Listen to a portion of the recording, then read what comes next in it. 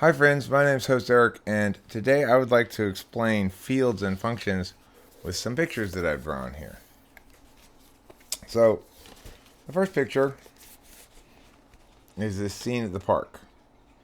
And you can see there's a lot of shit going on, right? Like, he's saying, so after that I'll drop off. Wait a second, is that a talking bird? Have you seen Judy? Judy Morris? He's searching for his keys in his pocket here. That's not his wee-wee. And he's hearing the laughter of children playing off in the distance. There could be any number of other things, sorry about that, that are going on that you're going to have to explain with cognitive functions, right? So in other words, people engage in complex situations that require them to react in different ways all at once or in succession. So this is the best way to understand this, which is you've got your head, your body, the world of external words, and the world of stuff. Now, if an arrow is going out from the self, that means it's a put function. It's an action function. So you see any puts on the internal metaphysical field, and it puts on the external metaphysical field. In other words, I can put words in my own head, or I can put words out here on this video. As he puts on the external physical field or the internal physical field. So I can get a tattoo, or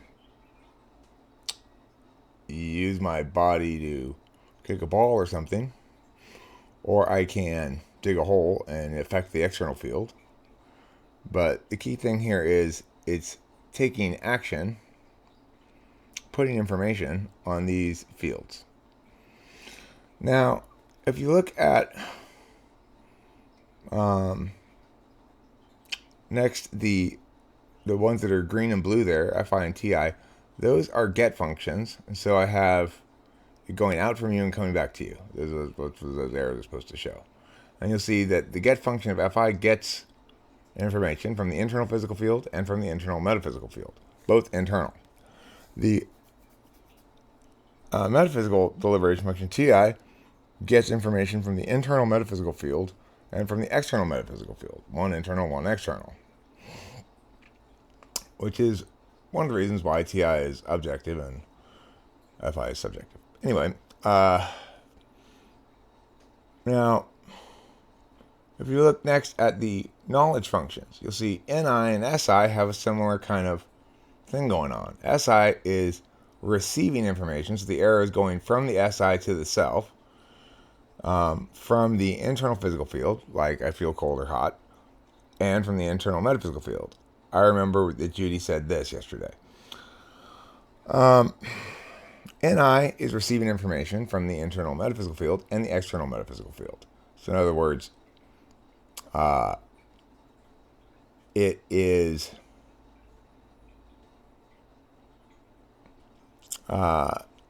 taking data in and receiving information about the external world that is of the external world, not of the self.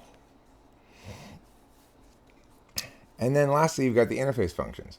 And I made these go like this because they go across three things. Fe goes across the internal metaphysical field, the external metaphysical field, and external physical field. Te goes external physical field, internal physical field, and internal metaphysical field. And you can understand why it's that way. What does this mean? Well, it means if Te is asking somebody else for help, all of a sudden they've switched into Fe. But if they're looking to what they know about their body, like, can I actually lift this? Is an important question as to whether or not you're going to be able to solve a problem well, right? And they look to their internal metaphysical information as well, which is, what do I already know? And what can I intuit about this? So to solve the problem. Look to the Fi primarily here as a means of determining what it is they want to solve, so they know what the goal is.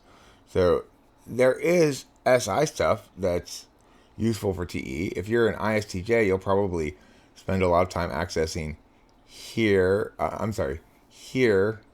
and here. You probably won't get there's probably not a lot of instances where you're going to access SI here if you're doing TE with it, right? So you might access it here for something else, but not really so much in conjunction with TE. How you feel right now physically is relevant to whether or not you're going to be able to solve this problem or get this job done or whatever. But it's less likely to be accessed than knowledge you already have about how to solve the problem, right? So one interesting thing, I put the data like this as well. And I was very pleased to see this because, believe it or not, I hadn't really worked it out yet. But so if you add these up, it turns out that, for example, as an ENTP, I have 6 metaphysical fields and 2 physical.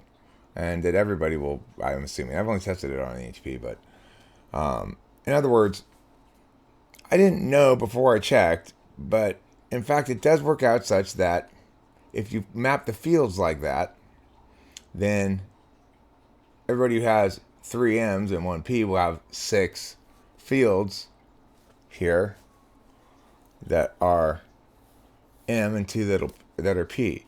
Everybody has 3 P and 1 M. The opposite way around. And the thing is, if I hadn't mapped them onto the fields properly, then one way I would have known I hadn't done so is it wouldn't have turned out like this. I didn't expect to check it like this, but it turned, after I had done that picture, I said, I better write it another way because it's kind of hard to understand. Not that this is necessarily that much easier to understand. It just shows you that putting information or action functions goes out from you. Getting information, deliberation functions, comes in from you. Receiving information, I put the arrows down like it's coming from above you or somehow. And it shows you which fields, right, they receive information from. And FE and TE, I did both directionalities because it's like a handshake or an interface. And of course, note that why does FE need to have both the external metaphysical field and external physical field to interface properly? Well, because you got to access people's facial expressions and other data from the physical world about their state of mind and mood, as well as what you already know, and as well as what their words mean. Whereas with TE, you don't need to access words to solve truly TE problems. So, for example, when I was making lesson plans for classes, back when I was the director of a school, and that's a very TE process, I didn't access words on the external field at all. What I did was I accessed what I knew about the curriculum that I was teaching and my extroverted intuition to generate possibly interesting ways to present that information or something. But mostly I used SI and NI to know whether or not a given lesson plan was good.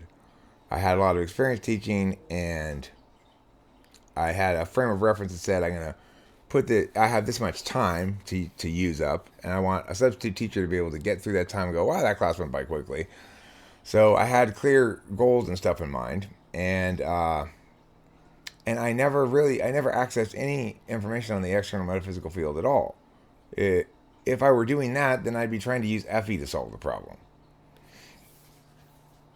So, that's it. I hope that was explanatory, helpful, or something. If you're going to simulate it, you'd have to, of course, limit the definitions of these things to that which puts information in as described is meow, and that which is meow puts information, biconditionally so. Definitionally so. So anyway, you might say, well, isn't it the case that, Trump did a lot of SE by saying words? Well, technically, that was NE then, if he was saying those words. He was, the NE was there to serve his SE overall arcing frame, which was to kick the anthill. But nevertheless, you have to represent that as extroverted intuition. And it played out the way it does, because it's 8th slot. Anyway, I don't want to confuse this. Let's try to stay NI true as best as possible to the concept. Thanks for watching. Don't forget to eat plenty of cheese. And hey, you know what you could do? You could like and subscribe as well. That's often advised by channels other than me that I see. They often say to people at the end, hey, don't forget to like and subscribe. So I'm going to say that this time too. Now I'm over 10 minutes.